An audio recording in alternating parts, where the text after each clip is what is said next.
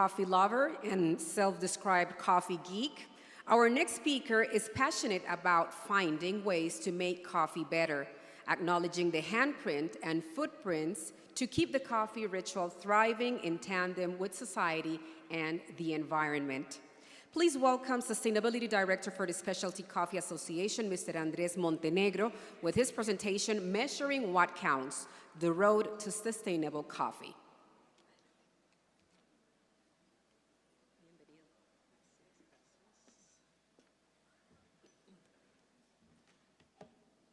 Good morning, everyone. Before officially starting, I just want to flag that I'll be doing this presentation in Spanish. So if you don't speak the language, this is the moment to use your headset, because I'll be switching to Spanish starting now. Muy buenos días. Mi nombre es Andrés Montenegro. Vengo en representación de la Asociación de Cafés Especiales, SCA. Cuando iniciamos a trabajar con Noelia y el equipo de Sintercafé sobre la idea de esta presentación, estuvimos discutiendo varios elementos, pero básicamente acordamos hacer un recorrido, espero muy satisfactorio, sobre la evolución del concepto de sostenibilidad y de lo que es el café sostenible. En particular, dando una ojeada a cómo los conceptos de sostenibilidad y su entendimiento nos permiten avanzar e ir perfeccionando no solo la forma y las herramientas en las que medimos el desempeño e impacto de la sostenibilidad, sino cómo las estrategias de las organizaciones y compañías evolucionan al respecto. Entonces, mi propósito en general es dar un marco de referencia sobre estos conceptos y sobre todo resaltar algo que espero deje claro al final de la presentación, y es cómo las intenciones detrás de lo que hacemos sostenible importa mucho en café. Y bueno, voy a iniciar formalmente. Cuando hablamos de sostenibilidad hay un reto grande, y es que la sostenibilidad tiene que ver con todo y al mismo tiempo abarca todo. Entonces eso es complicado, porque hacerlo tangible es difícil cuando vemos toda esa complejidad, y no paralizarse siempre es un riesgo. Entonces, en esa línea vienen la idea de los conceptos en sostenibilidad. Yo aquí puse 4 como referencia, pero no me quiero detener en ellos en particular, simplemente resaltar algo al respecto, y es que muchos de estos conceptos son relativamente recientes. O sea, el concepto, la idea de sostenibilidad es nueva, es una inversión moderna, y si vemos las líneas generales de estas definiciones, vemos que hay 2 elementos que siempre destacan. Uno es la idea de las conexiones que se dan en distancia o tiempo, y la otra es la idea de conexiones en el tiempo. La sostenibilidad nos permite reconocer, primero, que no estamos solos, pero segundo, algo que es muy importante, es que somos altamente interdependientes. Y que cuando hablamos de sostenibilidad pensamos en nosotros mismos, pero al mismo tiempo pensamos en otros, en los que vienen después de nosotros. Y esa empatía es importante. No es solamente romántica, es necesaria, porque sin eso pues no habría sentido para hacer la implementación, pero al mismo tiempo también se requiere balancear el pragmatismo de por qué la sostenibilidad tiene que existir, porque es necesaria para el éxito de nuestra industria. Y ahí entramos entonces en cómo empezamos a conceptualizarla para hacerla práctica e intangible. Me dijeron y me confirmaron que aquí en Costa Rica también se dice banco o butaco, esta imagen. Es un concepto clásico en sostenibilidad, se habla de las 3 patitas de lo social, lo ambiental y lo económico. Para entender que la sostenibilidad debe tener un balance entre esas 3, el concepto descubrí haciendo esta presentación, generado en la década de los 40. Curiosamente, en la Cámara de Comercio de la ciudad donde yo vivo en este momento con mi esposa, que es Columbus, Ohio, en los Estados Unidos.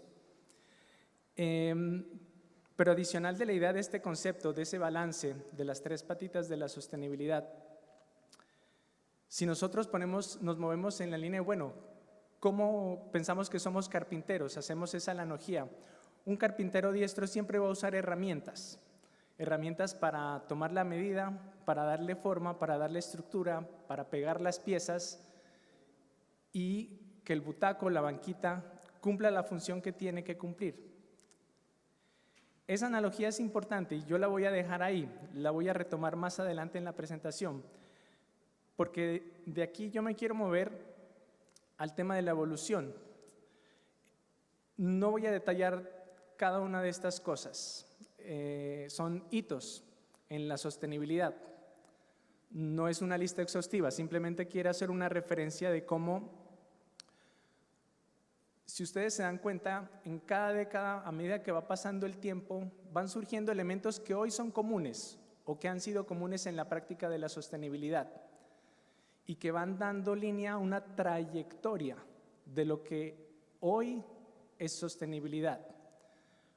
Cuando nosotros hacemos un paralelo de estos hitos y nos movemos a la industria del café, también encontramos unas referencias. Sabemos cosas que surgieron en ese momento y empezaron a marcar lo que hoy hablamos de sostenibilidad en la industria. ¿A qué quiero ir con todo esto? Un ejemplo que yo traía me lo robó, me lo anticipó el señor José Kawashima ayer. Él habló del tema de la roya. Y cuando él habló del tema de la roya, él hizo una mención de que la roya fue descubierta en el siglo XIX, por allá en los 1800. Pero si hablamos para el caso latinoamericano, la roya solo fue relevante en la práctica de sostenibilidad hacia la década de los 70s o los 80s. Otro ejemplo que a mí me gusta dar al respecto para redondear esta idea es el de el glifosato. Hoy es muy común hablar de glifosato, sobre todo para los que están lidiando con todas las problemáticas de la contaminación cruzada, de las trazas en la producción orgánica.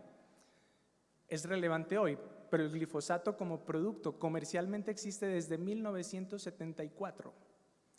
Pero nos volvimos conscientes del glifosato en la sostenibilidad en el café quizás décadas después de que se empezó a volver un problema. Entonces, surgen los hitos y hay un entendimiento en el que estas líneas nos dan una idea de un paralelo que quiero hacer. En la cosmología se habla de la singularidad. La singularidad es un evento que no conocemos, que no sabemos cómo existe, pero sí sabemos que a partir de ese momento se da una línea, que da una trayectoria de cómo se mueven las cosas, que nos traen al presente. En la sostenibilidad tenemos singularidades, yo quiero traerlas esas singularidades en la sostenibilidad. ¿Por qué? Porque si vieron en las líneas de tiempo que mencioné, cuando empezamos a hablar de ciertos temas, se vuelven relevantes, están en nuestro radar. La sostenibilidad empieza a incluir esos elementos y se empiezan a volver relevantes y esa trayectoria empieza a moverse, pero en la sostenibilidad también hay un antes y un después. La roya se hizo relevante en las Américas en los 70s y en los 80s. Yo, en lo que he documentado de mi país, en los 80s fue muy importante y cambió las prácticas de producción, las tecnologías, la forma de hacer asistencia técnica, el tema de las variedades. Empezamos a hablar de la tolerancia, del manejo integrado de plagas, de muchas cosas más que hoy son comunes en la sostenibilidad. Lo mismo pasa con el tema del glifosato. Cuando yo nací, el glifosato ya existía y quizás se hizo relevante un par de décadas después. Entonces, esa singularidad en la sostenibilidad es importante porque cuando hablamos de sostenibilidad debemos tener en cuenta que muchas veces estamos hablando solamente de lo que conocemos. Y a todo esto viene el tema de los conceptos. No voy a debatir sobre este concepto. Este es el concepto que usamos en SCA, de sector café sostenible. Lo que sí quiero resaltar del concepto es que hay una brecha siempre con esta idea de la singularidad, y es que hay una tensión entre el saber y el hacer. Existe esa tensión. Conocemos a veces las problemáticas, pero en la implementación siempre nos falta. Es un reconocimiento de la humildad en temas de sostenibilidad, y en temas del concepto, algo que viene importante es qué diferencia entre el concepto de sostenibilidad y la construcción de un sector de café sostenible. En términos prácticos, la definición ayuda, pero no es tan importante, porque la competencia clave de la sostenibilidad es hacerla real. Entonces, en el hacerla real, quiero resaltar una idea. Técnicamente, se habla de la sostenibilidad fuerte y la sostenibilidad débil. Voy a dar un ejemplo que espero les ayude a entender cómo balanceamos esto en la práctica. Cuando yo hablo de gases de efecto invernadero o hablo de CO2 equivalente, hablemos carbono, en particular del tema de carbono neutral, de alcanzar la neutralidad. Digamos que una empresa que quiere alcanzar la neutralidad en carbono tiene dos formas de hacerlo: la débil y la fuerte. En la débil, la empresa sigue operando como usualmente opera, emitiendo gases de efecto invernadero, pero al final de su operación compra créditos, bonos, y hace un offset y logra la neutralidad. En la fuerte, la empresa implementa tecnologías, innovaciones para reducir sus emisiones y llegar a esa misma neutralidad. Ninguna es mejor o peor, las dos logran el mismo objetivo, la neutralidad, pero la forma de hacerlo cambia, y las empresas siempre están en ese balance de implementar la sostenibilidad fuerte o débil. Es un continuo, pero lo que es importante de ese continuo es cómo informa la implementación de la sostenibilidad. ¿Por qué? Porque movernos en ese continuo requiere de una alerta constante. La sostenibilidad es algo dinámico.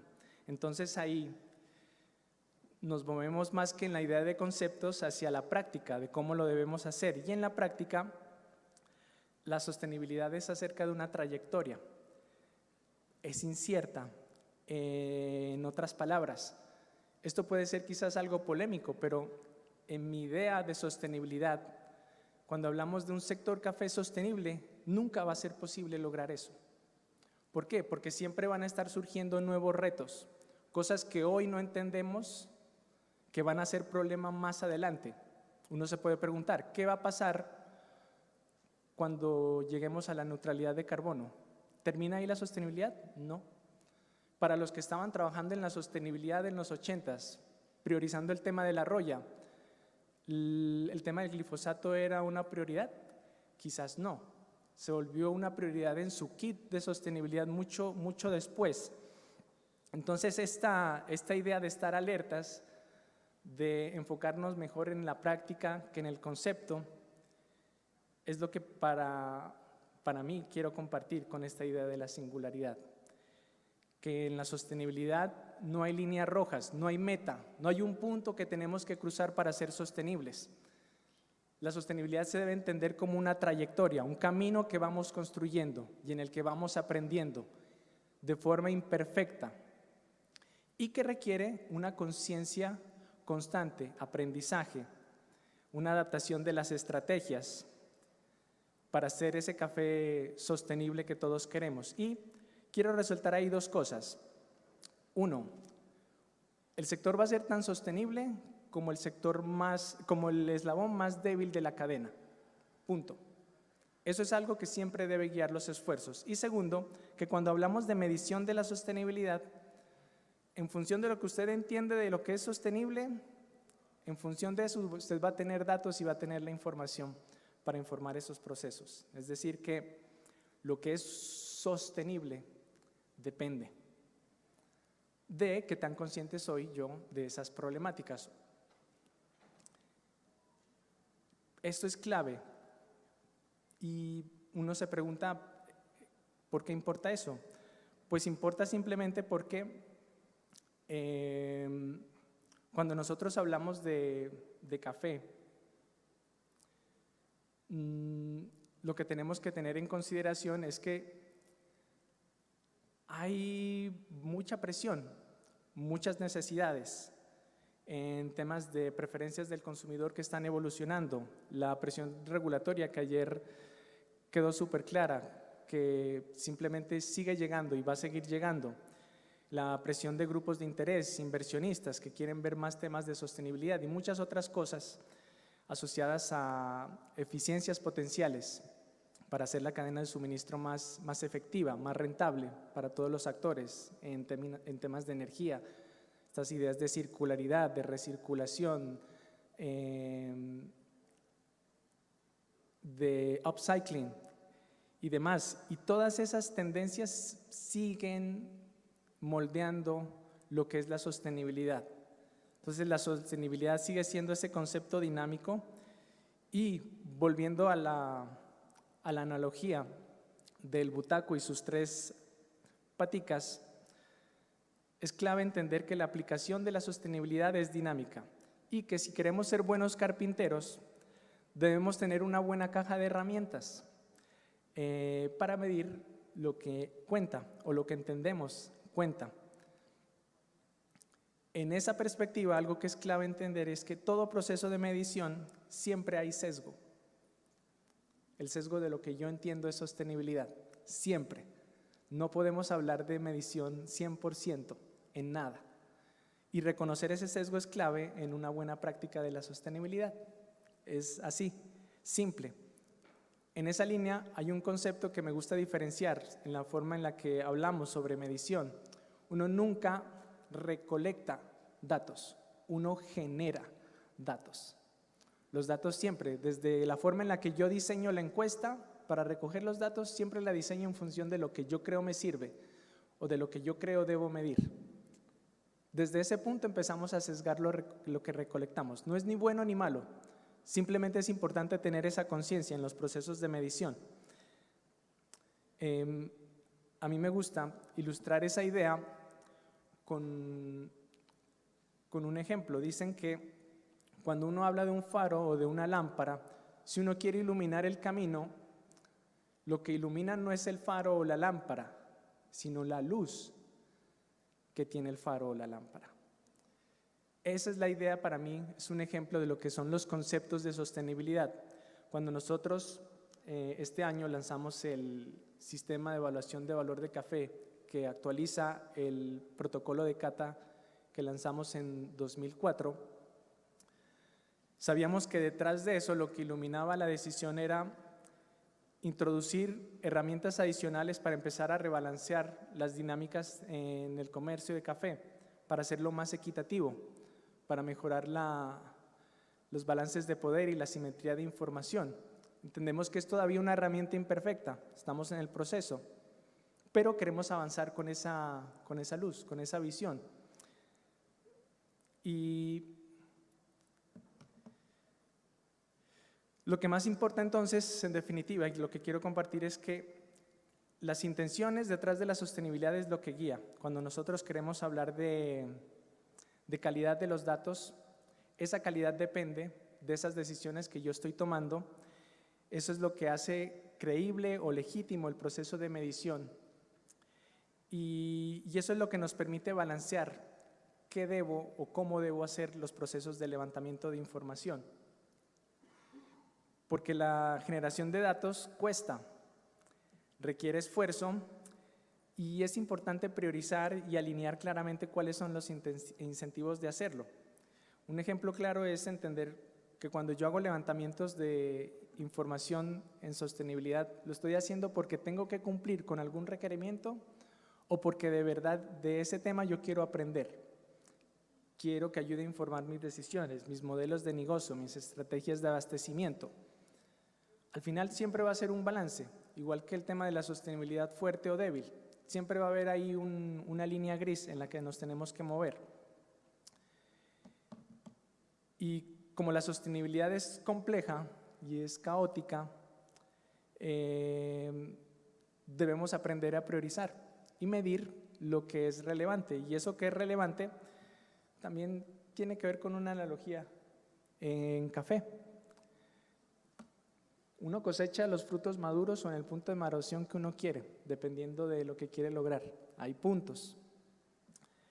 En la recolección de datos también existe lo mismo. El concepto más común técnicamente en recolección de datos se llama hacer un análisis de materialidad, ver qué es lo que a usted le importa, en términos de sus estrategias. Si usted habla de las tres patitas de lo económico, lo social y lo ecológico, lo ambiental, usted tiene muchas opciones, esas opciones son diversas, pero en definitiva, lo que usted recolecta de información depende de lo que sean sus prioridades y necesidades para ser más exitoso como compañía o como organización. Y esas definiciones le ayudan a usted a tener esos datos con la calidad necesaria, que para la industria de café sigue siendo una calidad aún limitada. Tenemos mucho que aprender. Nosotros hicimos un estudio con los profesores Davide Del Prete y Rocco Maquiavelo de London School of Economics, evaluando la información de impacto de las estrategias de sostenibilidad en la industria de cafés. El resultado simple lo pueden encontrar más detallado en nuestra Magazine 25, pero básicamente lo que dice es: estamos lejos, nos falta, no hay mucha evidencia robusta que cumpla estándares de calidad.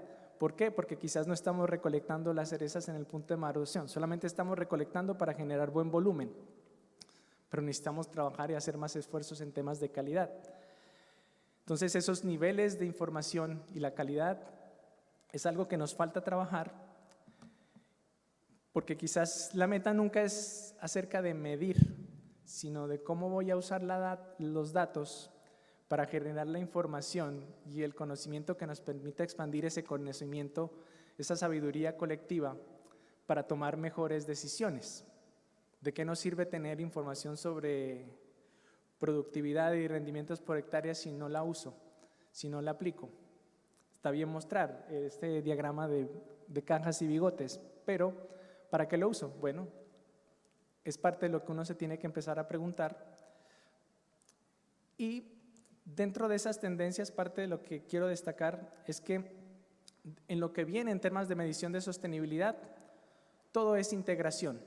Si ustedes se dieron cuenta en las líneas de tiempo, la gran mayoría de hitos en el tema sostenible son ambientales. Solo hasta la década de los 90 y entrados ya en este siglo, milenio, se empieza a notar una evolución hacia conceptos más sociales y económicos más allá de precio, en lo que hablamos de medios de vida y demás. Esa integración se va a seguir agrandando en conjunto con la mayor complejidad del flujo de datos. El tema de legislación y la información que viene detrás de la legislación es un claro ejemplo de hacia dónde vamos en estas mediciones, que es clave entender en ese futuro, y es que tenemos que saber balancear el uso de información cuantitativa con cualitativa.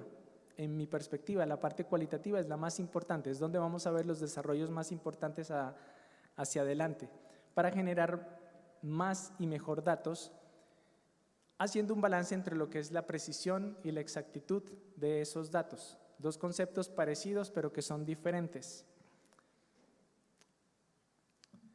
Voy cerrando antes de entrar con un ejemplo con el que quiero cerrar esta charla. Clave, entender el balance entre sostenibilidad fuerte y débil, y entre el uso de datos duros y el uso de datos suaves.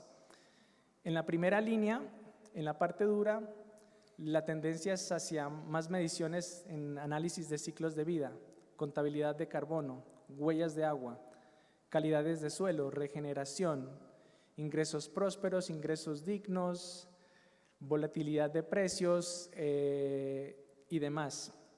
En la parte social estamos avanzando cada vez más en cómo medimos la gobernanza, cómo medimos medios de vida, cómo medimos el comercio ético, cómo medimos distribución de valor. para seguir informando los esfuerzos. ¿Cómo se va a medir condiciones laborales, más allá de indicadores laborales?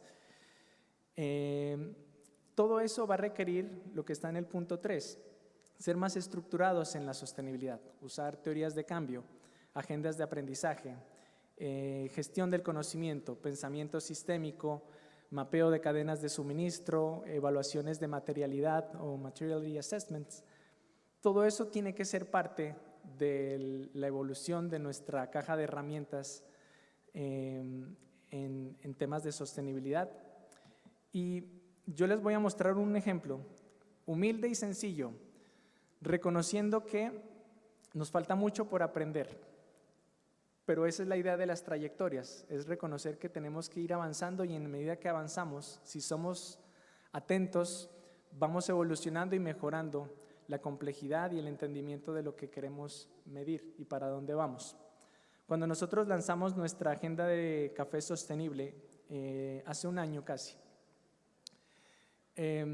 una de las cosas que priorizamos, la SCA puede hacer muchas cosas en sostenibilidad, nosotros tomamos la decisión en nuestra materialidad de definir que el tópico número 1 iba a ser la distribución de valor equitativa.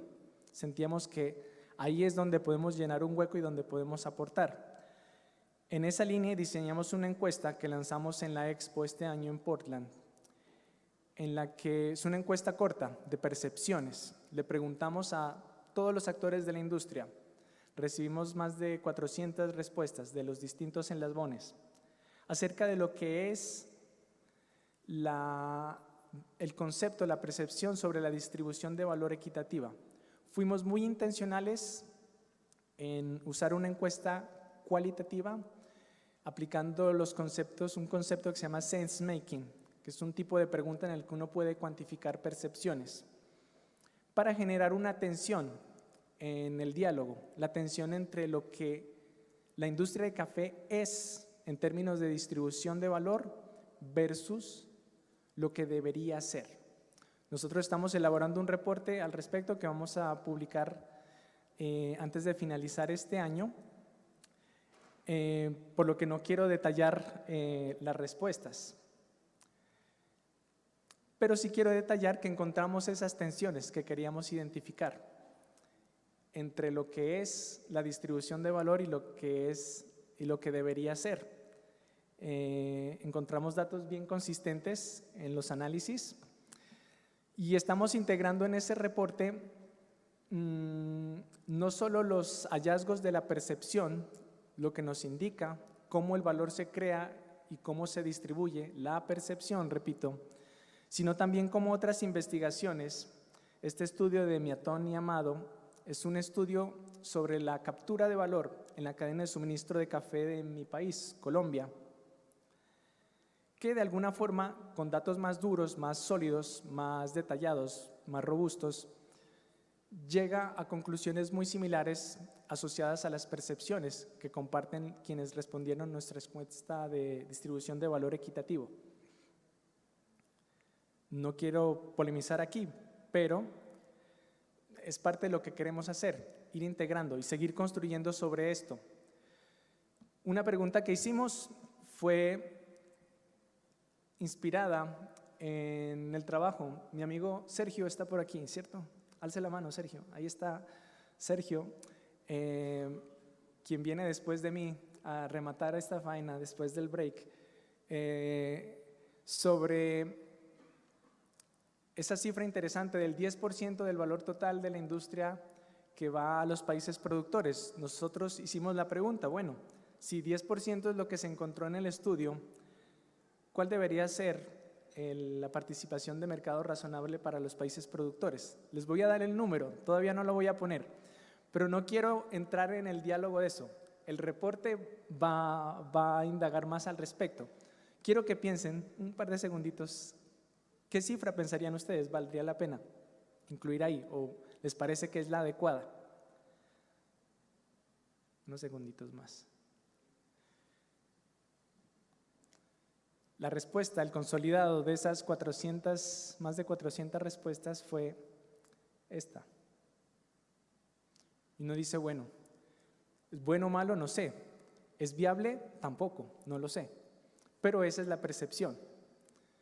Lo importante es seguir dialogando al respecto y seguir construyendo. Y sobre esa construcción, lo que viene para nosotros es incorporar herramientas más robustas, pero avanzando en distribución de valor equitativo. Nosotros estamos trabajando con nuestro brazo científico, que es la Coffee Science Foundation, en entender cómo podemos empezar a medir mejor la distribución de valor, tanto la monetaria como la no monetaria, sobre todo porque en la no monetaria, en el tema de intangibles, externalidades, atributos extrínsecos, hay mucho más por entender.